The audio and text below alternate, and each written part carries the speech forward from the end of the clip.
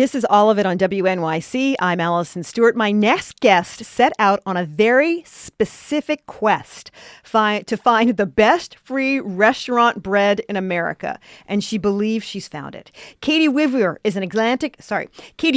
is an Atlantic staff writer who covered 13,000 miles and surveyed more than 500 people in her search for the best free bread in the country. Her research brought her to chain restaurants, small franchises where the bread is thrown at you across the room, and a $700 meal in Las Vegas. Her journeys and findings are now recorded in the very funny article for The Atlantic, which came out today, and she joins me now to discuss. Hey, Caity. Hi. Listeners, where's the best free bread you've ever had? We're talking about the baskets you get before the meal arrives. Bread can be defined in many ways: rolls, biscuits, slices. Our phone number is 212-433-WNYC, 212-433-9692. But it has to be bread that you did not pay for. What was the impetus for this article? Mental illness, I would say. I have been obsessed with this question for literally years because I think it first came to me because I was eating a free bread in a restaurant that I really liked, and I just thought, oh, this might be the best free bread in America. Wow, am I eating the best free bread right now? And then I thought, what if I'm not? What if there's a bread out there that is even better that I don't know about?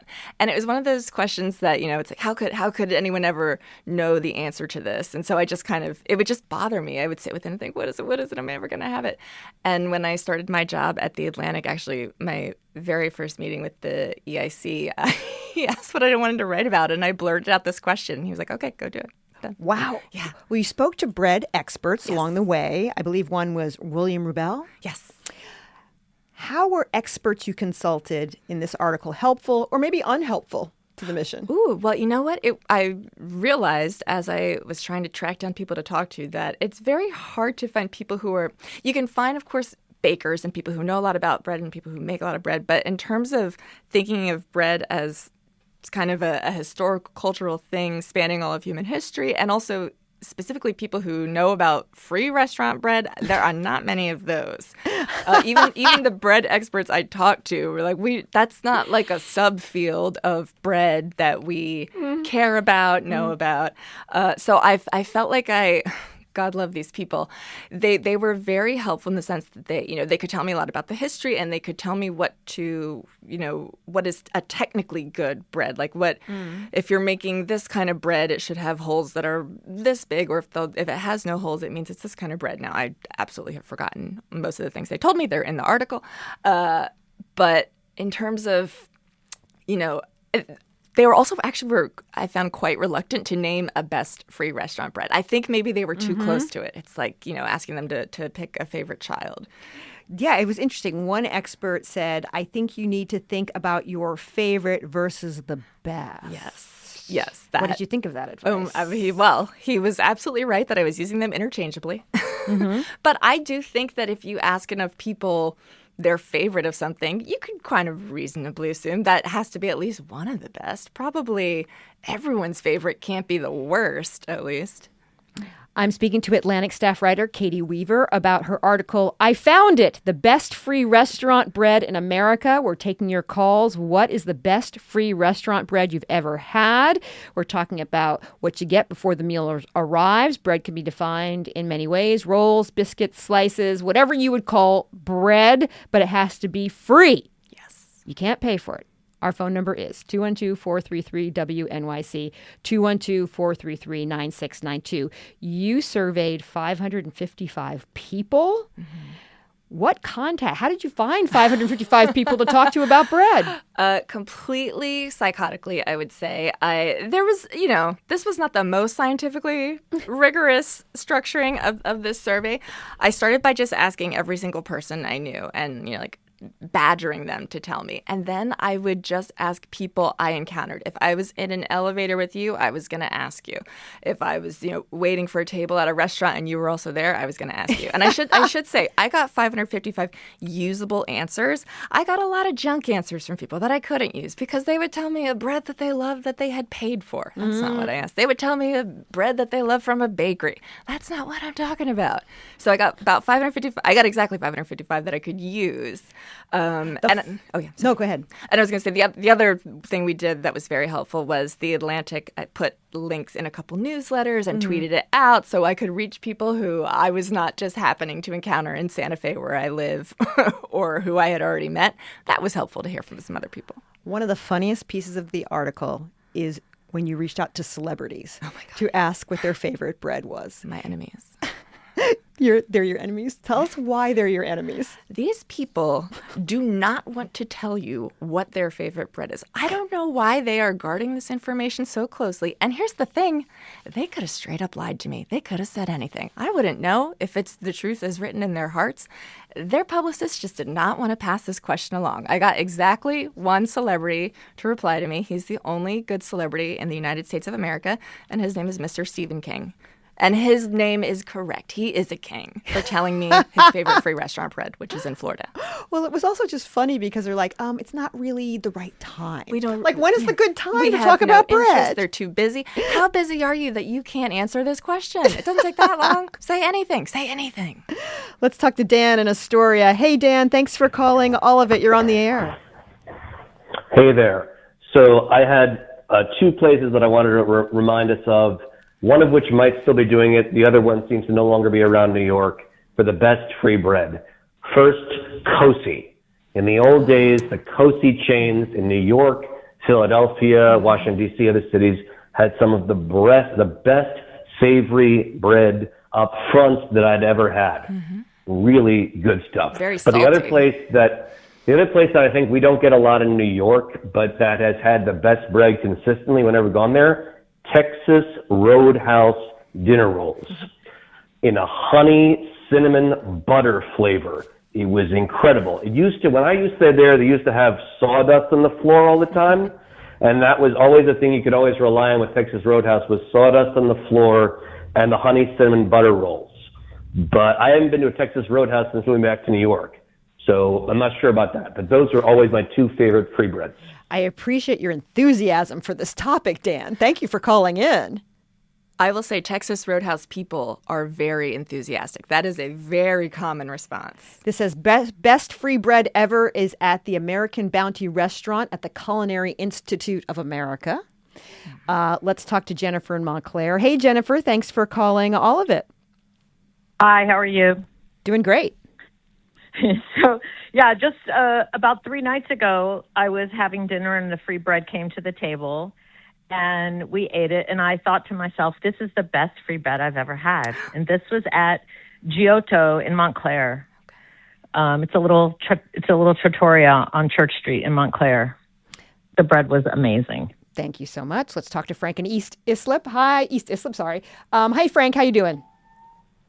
Hi, it's East Islip. Thank you. I was trying to get it out. I'm sorry. I was having the brain thing happening there. Right.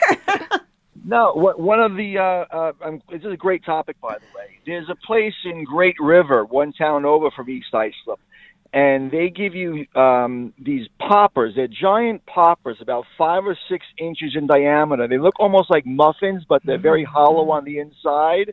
They're baked on the outside with some type of a glazing. And they give you honey butter,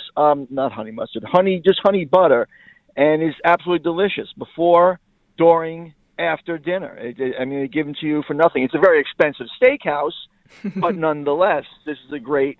Now, one of their competitors down the street, Tellers, they don't even give you free bread anymore. They give you a table charge, and I refuse to go there. Good. Caity, what did you learn about restaurants while researching bread? Well, I have to say first, people from Long Island, I have family on Long Island, they're some of the best people to ask this question to. They know their free bread. I bet that bread that was just mentioned is fantastic. What did I learn about restaurants? Well, one thing I learned was that they really... Ideally, from the restaurant's perspective, the bread should be carefully timed. I had never really thought about this. I go, they bring the bread when they bring it. I want them to bring it as fast as possible, but it kind of arrives when it does. I spoke to a chef for this story, and he was explaining to me that really, from the restaurant's perspective, they want you to get the bread after you have ordered, not before, because they want you ordering from a place of maximum hungriness. Oh, so if you sit down and get that bread right away, all of a sudden, maybe you don't need a starter. Maybe you can just skip to the main. So ideally, you're absolutely famished, order the whole menu, and then they say, oh, do you want some bread? but they're tricking you because they've made you wait until you've already decided what food you want. Back in the day, though, people wanted you to eat bread in taverns. What was the story behind that? Okay, so it's, trying to find the history of where did free bread come from was very, very hard to do. It's not something that it appears there's much scholarship on. But restaurants have only been around in the United States. I think I have this date right. It's definitely right in the story if you read it, because that's been fact-checked. This is just off the top of my head. I believe the first restaurant opened in the U.S. here in New York in the 1830s. So pretty new. And by restaurant, I mean, a place where you order a la carte off a menu, pay for specific items. Before that, it was a little bit more of, you could always make food at home if you can cook, which I can't. So that would have never been an option for me at any point in history. But besides cooking at home, you could also go to a tavern or an inn. And when you were there, you were just going to get whatever they were serving. It was a flat charge. Everyone's getting it. If you want the food, you're getting what we've made, and here's how much it costs. And those meals would include bread. And it would behoove them to have you eat a lot of bread, because then if you're filling up on bread, which is fairly cheap, you're not going to want a huge portion of meat. You've eaten a lot of bread. Let's talk to Megan in Murray Hill. Hey, Megan, thanks for calling All of It. What's the best-free restaurant bread you've ever had? Scarpetta on 29th and Madison. Their bread comes warm directly from the kitchen, and it's 3 different types. One's like a regular bread, one's a focaccia, and then the best one is this salami and mozzarella stuffed bread. Yeah, and it comes with butter and tomato sauce, and I think olive oil if memory serves. But it's free, it's hot, it's a meal in and of itself. Ooh, thanks for calling in. I want to go there right now. Are you okay with the mixed bread basket? Absolutely. How do you feel about the people who come out to give you one at a time? The waiter? As long as they don't mind coming back to give me one at a time a lot, I'm totally fine. If that's how they want to spend their time, go right ahead. But they'll be making repeat trips. This says, RMP Ratner's on Delancey Street. We would go as a family when I was little, and the first thing my mother did was empty the basket of rolls into her purse and then have the chutzpah to ask for another basket. I love that. You know what? You should be testing the generosity. This says, the free bread at Blue Hill at Stone Barns was the best I've tasted, but given their prices, was it really free? The answer is no. That cost is kind of invisibly distributed across all the other menu items, but it feels free. And this one says, Seashore Restaurant on City Island, they give you beautiful bread and breadsticks. Love it. Right. Do breadsticks count? Absolutely. I'm letting people define bread however they want. How much is the right amount of free bread at a meal, though, in 2026? There are places, like Red Lobster. The free bread they give there, I think, is the best thing on the menu. I go to Red Lobster. Red Lobster, to me, is a Cheddar Bay Biscuits restaurant.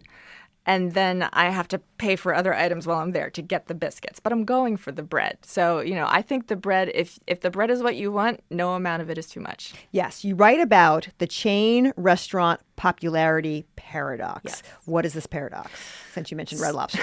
So as I was collecting, data for my survey, I expected, and this bore out, that chain restaurants would probably get the most votes, because a restaurant that has 900 locations, people are going to be more likely to have been there no matter where they're from in the country than a place that only has one location.